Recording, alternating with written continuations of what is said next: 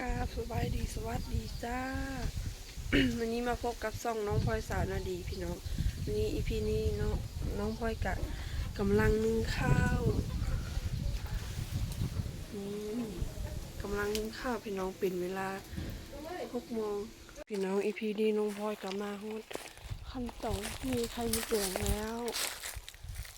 นี่หากระได้ซ้ำนี้พี่น้องสภาพเป็นยังไงไม่เดิน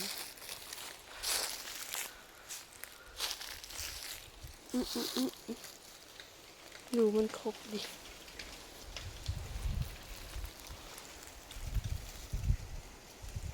นี่พี่น้องอีพีนี้กลับมาฮอตเงินแล้วตอนนี้น้องพลอยกำลังเดินทางออกไปขายเครื่อง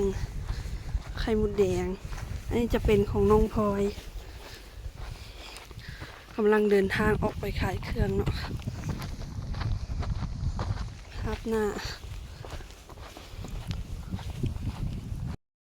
นี่พี่น้องตอนนี้น้องพลอยกำลังเดินทางออกไปขายไข่มดแดงสภาพของน้องพลอยเป็นยี่ไข่มดแดงพี่น้องอาจจะเป็นประมาณนี้ละตอนนี้กำลังเดินทางออกไปเนาะ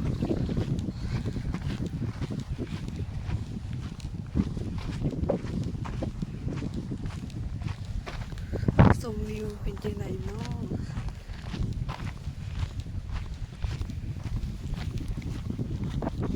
ไข่มดแดง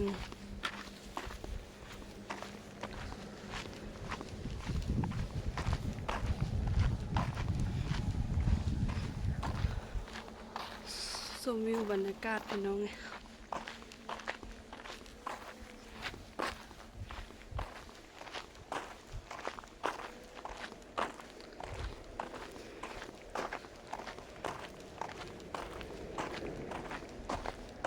เจ้าชายแต่เห็นน้องเป็นทองเสียมาลัยเกิดฝากชีวิตนั่นโทษจริงด้วยเรื่องเนี้ย ให้เกิดมาเพื่อได้เป็นเจ้าเพลงค่ะพี่พีนี้น้องพลอยกลับมาออกมาขายไข่มดแดงแล้วพี่น้อง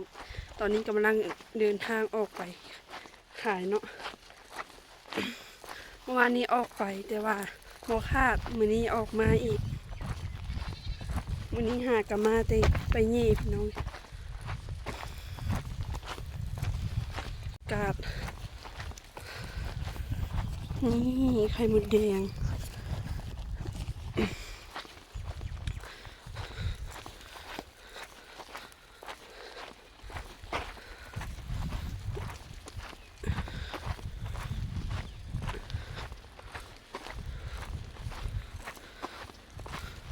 บรรยากาศพี่น้องเป็นจังไดวันนี้ก็มีแต่ลมพี่น้องลมเทลมว่า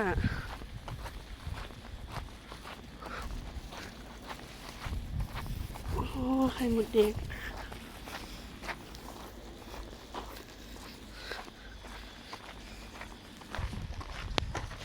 ตอนนี้จะมากำลังฮอตครึ่งทางพี่น้องโอ้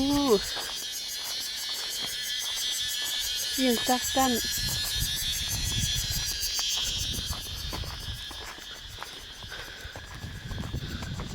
บรรยากาศพี่น้อง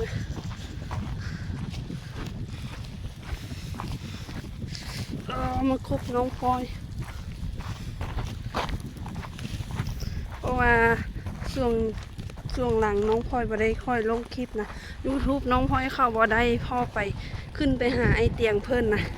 เพิ่นเฮ็ดให้ได้อันนี้ก็ต้องกราบขอบพระคุณไอเตียงหลายๆเนาะพี่น้องที่ว่าเพิ่นช่วยเฮ็ดให้ YouTube น้องพลอยกลับคืนมาได้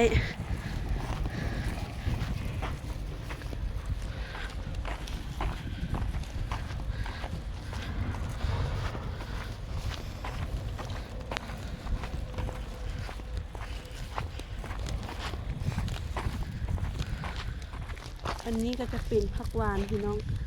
ใส่โคงพลอยกับเอ้ยจอยพากันออกมาลัดสลีหรือว่าเขาโพดกะดันมาเจออันรถส้นกันพี่น้องว่าคนทางในสิเป็นจังใดเนาะขอให้ปลอดภัยเด้อ ขอให้ปลอดภัยทางคนดำเนินขอให้ปลอดภัยเด้อ อยู่บ้านนาดีเมืองมหาไซเขงคำมวนพี่น้องเลยตอนนี้ก็รถกระติดรถติดเอง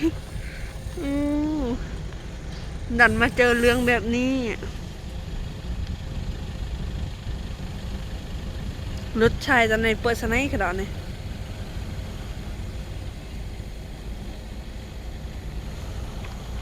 สิ่งฟี